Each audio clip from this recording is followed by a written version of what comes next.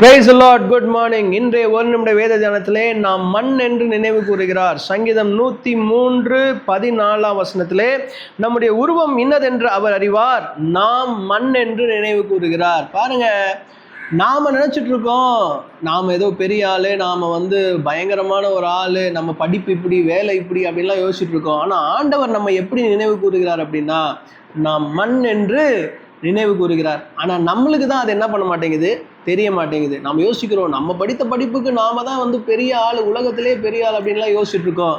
ஆனா இன்னைக்கு சொல்றார் ஆண்டவர், நம்மளை தாழ்மையா யோசிக்கணும். ஏன்னா நாம் மண் என்பதை நீங்கள் என்ன பண்ணணும், புரிந்து கொள்ளணும். நிறைய பேர் அழிவதற்கு காரணமே அகந்தை தான். அந்த பெருமை நம்ம விட்டு என்ன பண்ணணும், எடுத்து போடணும்.